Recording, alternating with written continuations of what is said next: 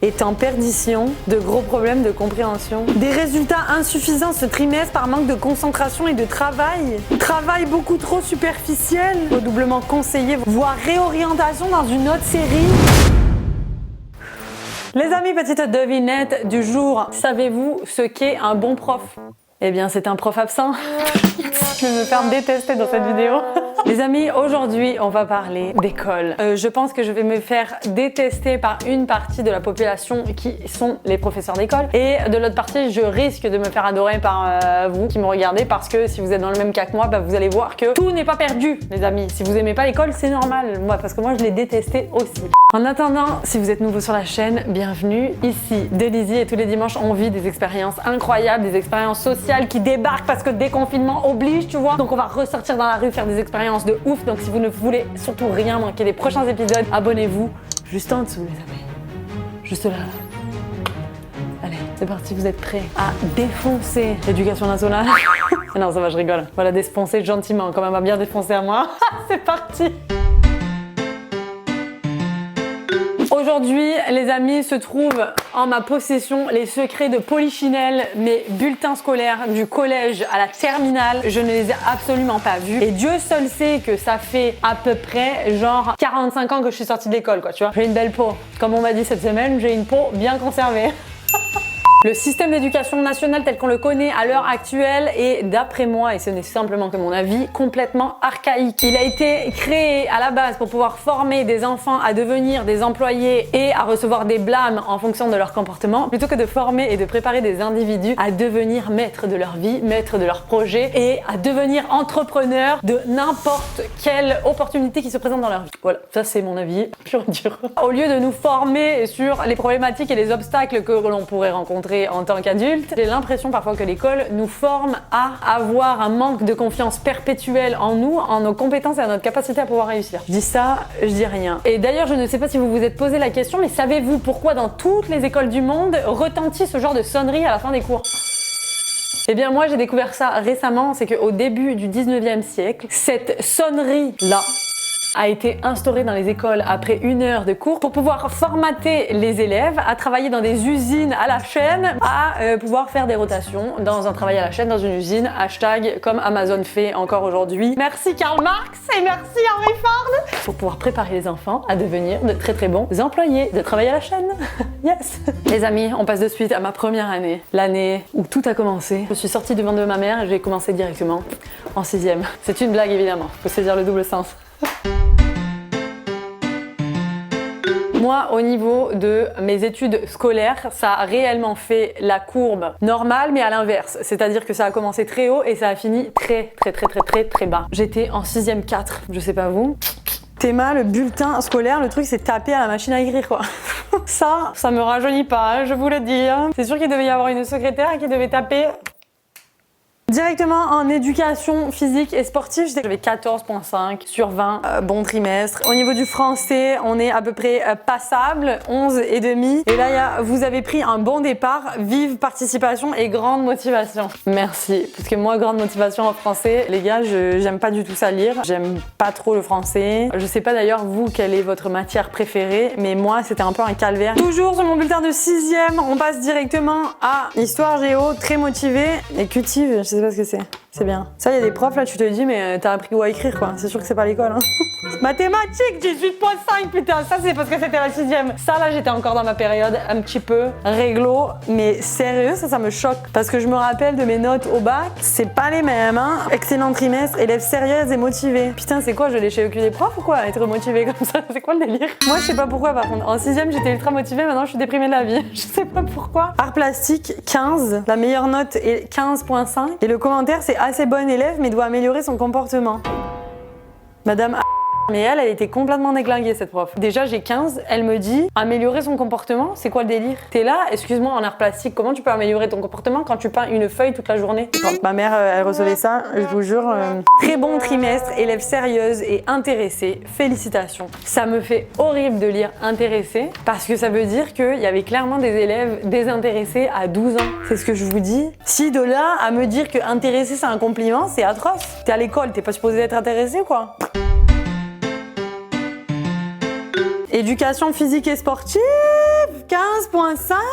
C'est la meilleure note, hein, les gars. Les tablettes de chocolat, par contre, je me demande où est-ce qu'elles sont passées depuis.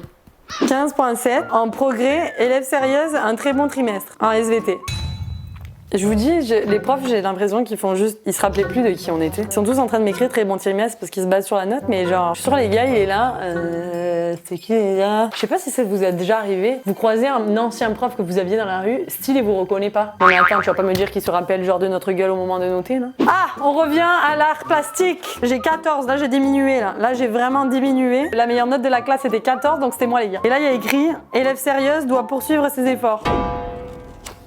Je sais toujours pas ce que ça veut dire quoi. Madame Bourriquet m'a écrit le travail, les résultats sont corrects. Mais en fait le plus drôle c'est pas mes notes, c'est le nom des profs. Hein. Je suis sûre dans la salle des profs il doit y avoir des photos de tous les élèves, ils doivent se dire lui ce nom là, ah c'est lui, ouais ça me dit quelque chose, ah j'aime pas sa gueule, ok bon. Continue tes efforts. D'assez bons résultats mais apprenez à mieux réfléchir.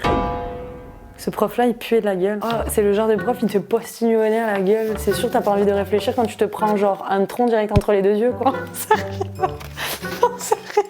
C'est ce genre de professeur là, qu'il s'approche directement du rang de ta table et tu te dis non, non, non, dégage de là. Et là il parle, flac, ça t'arrive direct entre les deux yeux et là tu te dis, c'est sûr je le vois plus trop le calcul. Hein. Élève convenable, il faut continuer.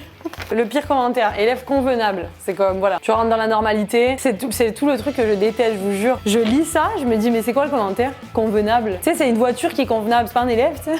C'est quoi le délire? Oh là là, un malheur. Sacrée vie hein, d'être prof. Hein. Alors heureusement qu'il y en a qui relèvent un peu la moyenne. Hein, mais alors il y en a, c'est des plombs. Hein. Ah, mon professeur principal, il s'appelait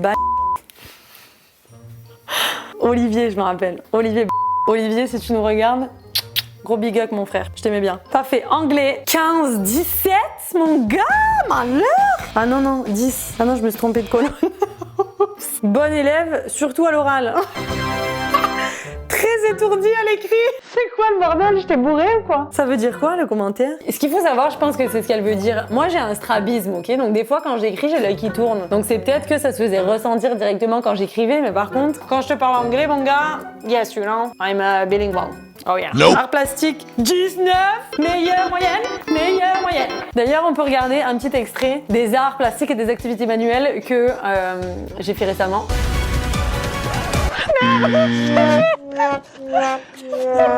Ma prof d'art plastique serait hyper convaincue et hyper fière de moi. Ou pas. En français, on passe en 4e à 13,12. Assez bon trimestre, des résultats plus irréguliers, attention. Et les conseils étaient rester concentré sur le travail, s'appliquer davantage à l'écrit. Tu dois et tu peux mieux faire. Ça, c'est le genre de truc qui m'énerve. Tu peux mieux faire, dans tous mes bulletins, ça se retrouve. Tu peux mieux faire. Mes parents, ils étaient toujours là. Tu peux mieux faire. Mais ça veut dire quoi? J'ai pas envie de faire mieux. Voilà, ça veut dire quoi? Moi, j'ai pas envie de faire mieux. Arrêtez de me faire chier, les gars, laissez tomber. Déjà que moi, ce que j'avais envie de dire à mes parents à l'époque, vous êtes en train de travailler toute la journée, ok? Vous me foutez dans une garderie qui s'appelle l'école, mais laisse tomber, tu n'as pas besoin de me dire si je dois faire mieux ou pas. Je suis là, déjà, je fais office de présence, c'est déjà pas mal, non? Ensuite, mathématiques.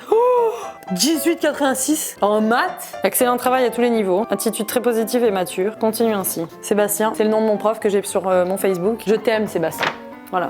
Faut que je l'avoue, ce prof-là, c'était de la bombasse. C'est le genre de prof qui relève grave le niveau. Ce prof-là, les gars, il était mais toujours à l'écoute, il avait toujours des bons mots, il était toujours là à aider, à jamais se confronter avec qui que ce soit. Il comprenait la situation d'être adolescent, qui était d'être un peu mal dans ta peau, un peu en rébellion, etc., etc. Ce mec-là, il était au top et il faut savoir aimer les profs qu'on a quand ils sont au top à l'époque. Petit mot qui fait plaisir à la fin. Passage en 3e. Wouhou, yes! Le bulletin de 3e avant le passage à la grande année, le lycée. Les gars, la moyenne, 13,88. Ça va franchement. Excellente participation à la classe, bien dans l'ensemble, malgré un certain manque de rigueur à l'écrit. C'est quoi qui me casse les couilles, les profs d'anglais avec l'écrit là? C'est quoi, je suis encore étourdie ou quoi? J'ai pas compris d'une année à l'autre. Je comprends pas. On passe de suite à l'éducation physique et sportive, 9,50. Trop dispersé pour respirer mieux. Quoi? Non mais c'est du sport en plus. En plus, en troisième, attends, le genre de sport, c'est quoi? C'est du volleyball, trop dispersé, pour respirer mieux. Je sais pas trop ce que ça veut dire. L'espagnol, 15,50 mon gars. 15,50. J'ai la deuxième bonne note de la classe. Il y a marqué trimestre satisfaisant. Peut encore progresser à l'oral comme à l'écrit. Ça, j'ai la putain de meilleure moyenne de la classe. Tu m'écris, peut encore progresser. Je démissionne, les gars. C'est le genre de truc qui me gonfle de l'école. Il faut que tu félicites ton élève quand il est là, les gars. Putain, c'est pas possible. Pourquoi tu dis peut faire mieux, peut faire mieux, peut faire mieux? T'as bien fait? Non? Ah, tu dis quand c'est bien fait. C'est bien. Bravo Dédé. C'est bien fait. Tu as la meilleure note. Excellent. Là, on passe de suite dans les années lycée, les années difficiles de ma vie. Très, très difficiles. J'étais plus concentrée sur les amours que sur les cours. C'est ce qu'on va voir. Est-ce que ça se fait ressentir dans les notes? Faut y avoir ça dès maintenant. Absence, 13 demi-journées. Oups. Là, ça allait pas. Et ce qui allait encore moins bien, c'est le nom de mon professeur principal, Monsieur Deflou. Quand tu vois le nom de ton prof, tu sais que l'année, elle va être un petit peu embrouillée, tu vois.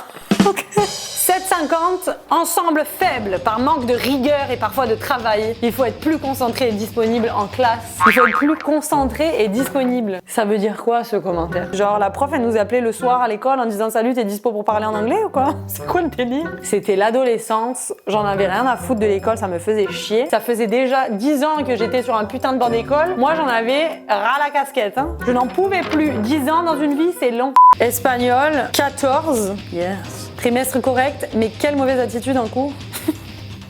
Oups. Ok, il faut que je vous raconte. Cette meuf-là, je la déteste. Parce que je posais des questions parce qu'il y avait des trucs que je ne comprenais pas et j'ai toujours adoré les langues vivantes et j'ai toujours été très intéressée à parler des langues espagnoles ou anglais. Je levais la main en classe et je posais des questions en classe. La meuf ne me répondait jamais. Je ne sais pas si vous, ça vous arrive de lever la main en classe et que le professeur ne répond jamais à vos questions. À un moment donné, moi, c'est sûr, ça m'a gavé. Je suis partie de cours. Tu réponds pas à ma question, je dégage. Là, vous allez me dire, genre, Delph, elle devait être insupportable en cours. J'étais intéressée, je voulais être motivée, je voulais être intéressée, on ne m'intéressait pas. Ma mère avait été la rencontrer tellement que genre les notes allaient pas du tout avec ses commentaires et finalement il s'avérait que la prof était tout simplement en dépression, elle détestait le système d'éducation, elle détestait sa vie, son métier, etc. Ma mère a adopté une attitude plus de communication. Donc si vous avez des problèmes à l'école les amis, c'est bien aussi que vos parents de temps en temps genre viennent faire les médiateurs en tant qu'adultes parce que dans ce cas précis là, cette professeure pouvait bousiller des avenirs de gens quoi tu vois. SVT 9, résultat en baisse, faites un effort. J'ai eu 6 au bac d'SVT sur 20. Je comprends de plus en plus pourquoi finalement je suis devenue youtubeuse hein, les gars. J'avais pas trop de choix ailleurs quoi. Je suis pourrave. Oh là là là, attends. De bonnes capacités mais Delphine n'a pas confiance en elle et essaye de le masquer par une attitude quelquefois agressive. Ah ouais. J'ai été insolente en cours, j'étais horrible. Et c'est vrai ce qu'il dit le Deflou là. Il voyait peut-être rien, mais en attendant, il avait une bonne vision sur qui j'étais vraiment. J'étais mal dans ma peau au lycée, j'étais pas bien. Et donc, j'étais un peu une rebelle, hein, tu vois, à l'école, direct. Mon bulletin là, c'est juste des reproches. C'est juste des reproches. Là, on passe en première. C'est mon année de gloire. Tu vois, Gossip Girl, c'était mes copines et moi. On était là, un groupe de 5 meufs. Tu sais, on prenait en popularité dans le lycée. On faisait la bise à tout le monde. C'était les années au top, sérieusement. Les petits regards avec mon premier amour, où c'est là, où... Yes, ça a matché cette année-là. Premier trimestre, maths P 3.3. Des difficultés, tendance au bavardage. Travail maison insuffisant. En fait, il aurait dû rajouter travail maison inexistant. Je travaillais à absolument rien. Mais j'ai eu un cul bordé de nouillasses, les gars, parce que sérieux, au niveau du bac, j'ai révisé la veille et je l'ai eu. Mais je pense juste que j'avais une très très bonne mémoire. Mais au niveau du travail, je fournissais mais absolument rien. Oh, j'ai la liste de mes absences, les gars. 12 jours en 2 mois. Ça va, hein? Il y avait Noël entre-temps. Franchement, ça va. J'étais à l'école 15 jours en 3 mois. Oh, je vous l'ai dit que c'était la belle vie, la première. Ce que je veux dire, c'est que, tu sais, les notes, c'est tel que tel. C'est fait par un système là qui date de 100 ans. Mais à un moment donné, c'est pas parce que t'as pas la moyenne que t'es une merde, quoi, tu vois. Moi, là, en français, j'avais 6,50. Bon, bah, c'était la pire note de la classe. Ça va, je sais parler, quoi, tu vois. Je veux dire, c'est pas si compliqué à un moment donné. Oh là là, 6,50 en français, c'est un peu merdique, par contre. Hein. Mathématiques, 9. Résultat insuffisant. Delphine n'est pas assez concentrée en classe et son travail est irrégulier. Le prof s'appelait missionnaire. Comment veux-tu prendre au sérieux quand tu regardes le nom des profs et le commentaire qu'ils laissent à côté, s'il te plaît? C'est quoi le délire? Maths P, des bavatages incessants qui nuisent à l'accomplissement de progrès. Ça là, un grand de la science qui nuisent à l'accomplissement du progrès. Non mais c'est vrai, je parlais beaucoup. Ça par contre, il faut que je le reconnaisse. Hein. Moi j'étais une petite pipelette à raconter les potins, les ragots, les autres. Au final, j'ai fini sur YouTube. 5 en histoire géo est en perdition de gros problèmes de compréhension.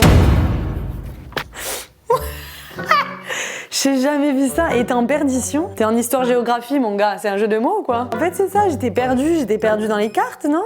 Je comprends pas. Oh, 9,50 en français. Aucun travail sérieux. Trop de bavardage et de dispersion. Des résultats insuffisants ce trimestre par manque de concentration et de travail. Travail beaucoup trop superficiel. Des résultats trop fragiles. Redoublement conseillé. Voire réorientation dans une autre série. Oh, ça là, j'avais oublié. Ça m'enrage, d'accord? Parce que justement, redoublement conseillé, voire réorientation dans une autre série. Le truc là, c'est tout. Il y a personne depuis le début de mon éducation scolaire qui m'a dit hey, c'était cool, meuf. Genre, franchement, tu t'es accroché. Tu sais, tu parles, mais parce que t'as probablement des choses très intéressantes à dire, donc on va t'en parler. Mais le truc dans la vie, c'est que moi, je suis orgueilleuse. J'ai vu ça. Ma mère, elle m'est rentrée dedans un peu. Et après, je me suis dit, mais laisse tomber. Ça, là, je vais tous les faire mentir. Les amis, c'est la fin de la lecture de mes bulletins scolaires. Ça a été de pire en pire, c'est hyper crescendo. Mais le truc que je me dis, c'est qu'avec le recul, c'est important dans la vie, c'est vraiment de se faire confiance soi-même. Ça se peut que dans certaines matières, on soit pas bon. Ça se peut qu'on n'ait pas les meilleures notes de la Terre. Les notes, c'est juste une évaluation pour essayer d'avoir tout le monde à peu près au même niveau. Mais on peut jamais être au même niveau, on est tous uniques, les gars. Donc à un moment donné, je veux dire, Macron fait quelque chose, s'il te plaît. L'important, c'est de se faire confiance à soi-même. J'ai été l'élève modèle très jeune et je n'étais plus du tout l'élève modèle en finissant. Mais par contre, j'ai toujours fini par réussir à accomplir mes rêves les plus fous parce que je n'avais surtout aucun doute de mes capacités à pouvoir réussir. Malgré le fait que tout le monde ait essayé de me mettre des bâtons dans les roues, à me dire ouais mais t'arriveras pas à faire les études que tu veux, t'arriveras pas à arriver là où tu veux. Je suis arrivée beaucoup plus loin au final que là où j'aurais rêvé pouvoir aller. C'est grâce aux commentaires positifs et à l'appui des autres, à l'appui de nos professeurs qui sont positifs envers nous, qu'on est capable de pouvoir se surpasser et fuck les cons qui nous renfoncent. Bref, dites-moi si vous aimez l'école ou non. Et juste ici, vous pouvez rejoindre la famille en vous abonnant à ma chaîne. Juste là, vous trouverez ma dernière vidéo. Et moi, je vous dis à la semaine prochaine. Ne lâchez rien. C'est bientôt les examens. Je vous souhaite bonne chance, les gars. Force. Je suis de tout cœur avec vous. Vous allez tous réussir. Je vous aime.